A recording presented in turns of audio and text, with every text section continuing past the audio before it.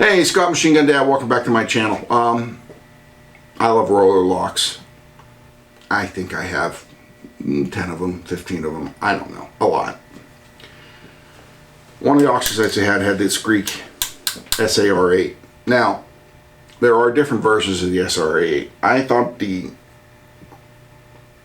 one I was looking at was the first one, which has the regular flash hider on it. This is not the first generation, this is the second iteration, and this has the fake flash hider on it, but it's still an HK Tooling made G3 receiver. So let's take a look up close. I'll show you the flash hider and the marking so you know if you see one and what you're bidding on, and then we'll go from there.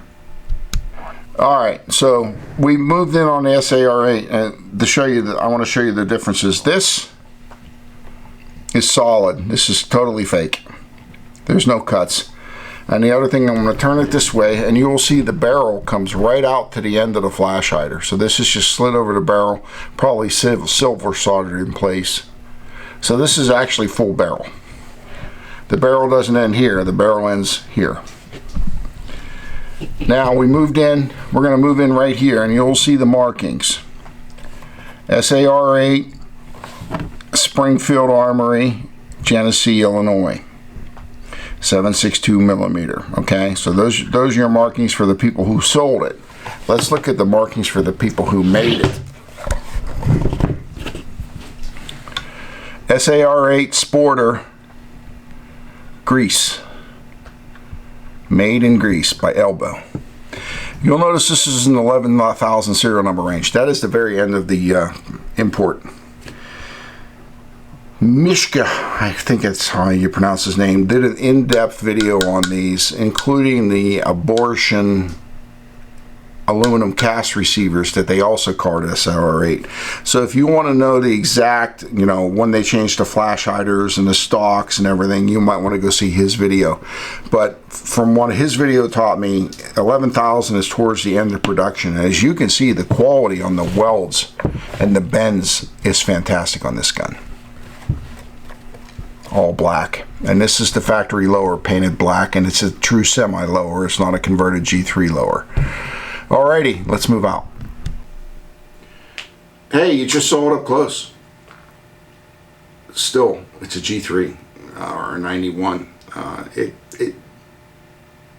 The controls and even the shelf inside are almost identical to my HK91 for 45% of the price. So I've shot the crap out of this. In the last week I have shot tuning guns, testing guns, sighting guns. In the last 10 days I've shot probably 3,000 rounds of ammunition. So my shoulder was kind of worn out, so I let Nick shoot it. So let's go watch Nick shoot it.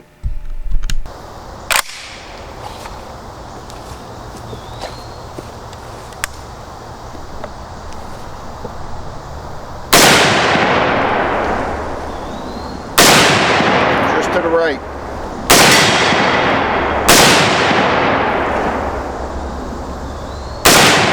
Just low.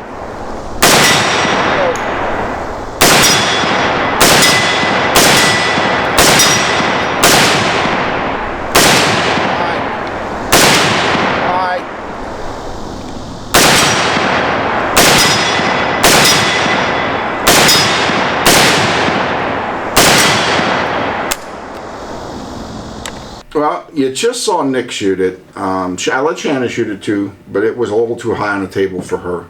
So you saw Nick shoot it. What did you think, Nick? This gun is fantastic. I'm a very big fan of the G3 platform. This is a cheaper G3. It's basically the same thing, but like you said, about half the price. It's outstanding. It was a little bit difficult to catch the sights because of the glare from the sun. I had my little clip-on sunglasses on too, so it was a little bit difficult to catch the sights, but whenever I figured out where I needed to aim, it was hitting every time. The recoil was not that bad for being, it's roller delayed blowback, so you would assume with it being blowback you would get a decent bit of recoil. Most blowback weapons have varying rates of recoil, but this one kicked barely at all compared to a lot of the 308s that we've shot, especially the bolt action rifles. This thing barely moved. It ran flawlessly. The trigger's nice. The stock, having this recessed bit on the stock made sure I could actually get my cheek down on it without doing what I always do and jam the earmuffs up, and then now I'm deaf on the right side. And the also important HK slap. This gun is fantastic. For those who don't know, the Greek SAR-8s are made on HK tooling, and when it was not worn out like the PTR stuff is. I paid probably about $350 more than I would have paid for a PTR, and I got a better gun. I didn't have to do anything to this. There was no break-in. We took it out. We had to sight it in because it must have not been shot very much. And Nick got on it after we sighted it in. I sighted in with somebody else earlier in the week. He is right about these HK sights. In the bright sun, which we have, you get a glare or a haze, and it makes it very difficult to see this notch. I almost think it would be better if you had one of these rifles to sight it in, instead of using the 100-yard and 100-meter notch, to use the 200 peep sight and sight the gun at 100 for the 200, because it's very hard in a bright sunlight to pick the sight up. That being said, do you have one of these? You should. And if you don't, go get one. And it doesn't necessarily have to be the Greek version. As I said, the PTR 91 isn't bad. It's not quite this. But the PTR, they do well to the rail on the top, which I'm totally against because I have the HK clip-on scopes. The G3 is my favorite 308 battle rifle. The 91 is probably my favorite 308 version of the battle rifle, versus the FAL, because we shot two different kinds of ammo in this gun. No problem. You couldn't even tell the difference between the Indian and the Pakistani ammo. I mean, and they're not NATO spec. So I don't know what to tell you, but if you don't have one, you better go get one.